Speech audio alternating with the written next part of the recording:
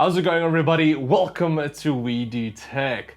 Now for today, we're going to take a look at the brand new Void Elites from Corsair. Previously, we did have the standard Voids, we got the Void Pros, and now we have the new Void Elites, which does have some new upgrades. For instance, it does have new drivers, the mic is a bit different, and then also the wireless version works straight out of the box with PlayStation 4. Now again, with the Voids, you do have a few different models and different colors you can go for. Firstly, again, I have the wireless model here with RGB, but you do also get the USB model with RGB, and then the normal 3.5 stereo without RGB. And then a few different colors, the carbon, the white, and also I believe the orange edition. Pricing wise, the new Elites are pretty much the exact same price at $80 for the stereo and the USB, and then $100 for the wireless model. So now starting off with the sound quality first, because that is the major improvement with the Void Elites. And unfortunately don't have the Void Pros or the standard Voids to compare directly to anymore. So I'm just going to focus on the audio quality that I experienced with the new Elites. So starting off with the new drivers, these are using Corsair's new 50mm neodymium drivers that does have a new frequency range from 20 Hz to 30 kHz. And I have to say the sound quality is very clear, and also the stereo surround is honestly really good in games. Volume wise was also really good, with it delivering enough punch that I usually don't push it that much, but it is pretty loud. As for the frequency range, I am glad to say that it's a lot more neutral. I didn't find that any one frequency range was actually above any of the others, or anything was pushed back, so I'm glad about that. And the highs are nice and crisp. You can really hear that crispy gunshots. And then also for the lows, they are nice and deep. It's not as thumping bass, but you do have that nice deep feel with that. You can also, of course, enable Virtual 7.1 inside the IQ software if you wanted to. It's nice in games, but you don't really need that if you don't like it. And again, the spatial surround with this headset is already really good, so it's not really even needed. Now again, I don't have the Void Pros to compare directly to, but I have to say the sound quality out of this headset is really good, and I honestly don't have any complaints. It was very good for this price range. Now getting into the design of the headset, now this is pretty much exactly like the previous Void Pros, so if you have used any of those, you'll know what you get. You do get a very gamery looking design, which I'm honestly not too big of a fan of, but you do have some people that really do like the Void Pros, and this is mostly aimed for them. Just like the previous Voids, you are able to adjust the headband for larger and smaller sizes, and then also it's still nice and flexible, where it will be able to bend it to fit on your head if you do have a watermelon size head. Overall, the construction on the Voids are again really good. It doesn't feel like it's going to break suddenly. It can handle a few drops. And also with the ear cups, you do have this aluminum connection here, which is actually pretty sturdy, but I do find that the ear cups swivel is still a bit too loose.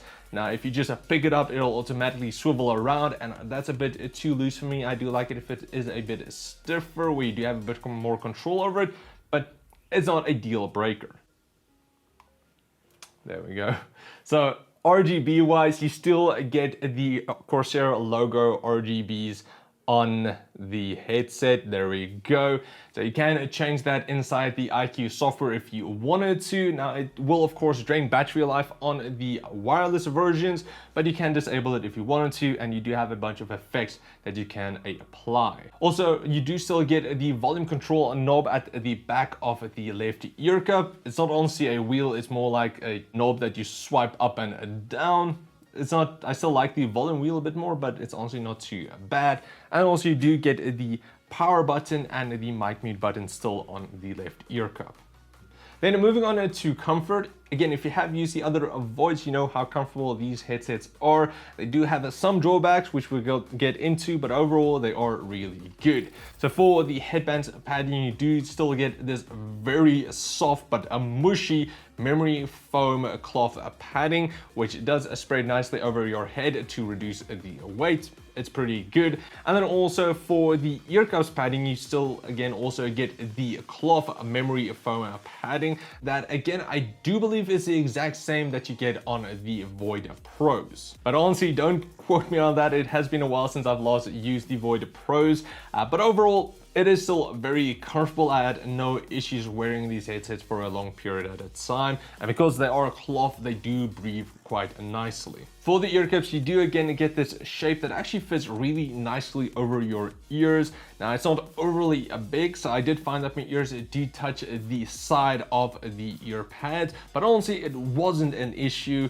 It was very comfortable, and even with my ear scratching against the driver wall, that wasn't an issue for me with it having a nice cloth material there. That was honestly really comfortable. But of course, your ears might differ, so just keep that in mind. But overall, just very comfortable for me. But now for me, the Void Elite still has the exact same problem that I had with the Void Pros, and that is that they do sit very loose. Now, even on my head, I do think I have a more standard size head, not too small or too big. But on my head, just a few small shakes would cause the headset to fall off. If I just bent forward, it would steadily slide off my head. So that's still one of the major problems that I personally have with the Voids. Now, being that they kept the exact same design from the Void Pros, there might be that a lot of people still like the design and the more loose fitting shape. Again, honestly not too big a fan, but if you do like that, then there you go. But overall, even with that, it's still very comfortable. It just doesn't make a proper seal around your ear, so you are going to experience some sound bleed, and noise isolation is also not going to be the greatest. But honestly, it's not bad and definitely not a deal breaker for me. Now with the wireless model, you do of course get the wireless USB dongle, which is quite a bit larger than their Slipstream ones. They're a lot thinner usually, but you still get it, and it has a range of around 40 feet. And I was able to get around just outside my house, which is between the two double brick walls, and was still able to pick up. So honestly, not too bad. You're mostly going to use it inside your gaming room. And then also for a battery life, you do get up to 16 hours of use with, of course, the RGB off. I didn't use it for that long, but I would experience around 35% drop in battery life in the 1.5 days that I casually used it for. So honestly, not too bad, and Corsair are usually spot on with their battery life percentages. So then getting into the microphone, you guys get a boom arm that can go up and down. And when it is actually down, it unmutes, and when it's up, it's muted. So you guys can see the red lining there. Even when it is at the bottom, you can also press the mute button to mute it. There we go. So you do have the option for that. Now I'm honestly not too big of a fan about this mic. It's a bit too big in my opinion, and you guys can hear it honestly doesn't sound that great. It's supposed to be a newer microphone that's supposed to be better, but it doesn't really sound that good. There's a lot of hissing going on in the background, and even though Corsair states that there isn't any noise reduction going on, if I stay quiet, you guys can hear what I listened to back was that it picks up all of the noise and then just cuts it out. So there is a noise gate going on. And just all in all, it doesn't sound the best. I have no filters applied, no auto gain applied, nothing. So this is just straight out of the microphone.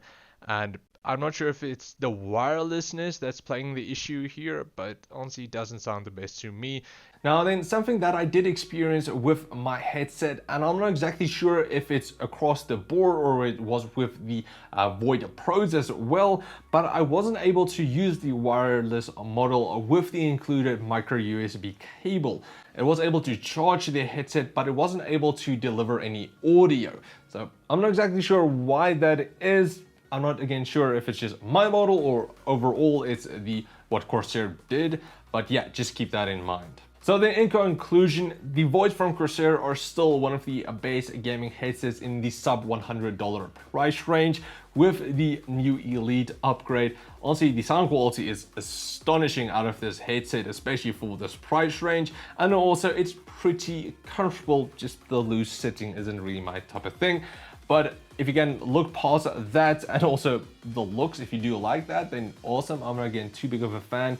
This is a really good gaming headset. It's just a hard market in general at the $100 or sub $100 price range. There's a lot of really good gaming headsets.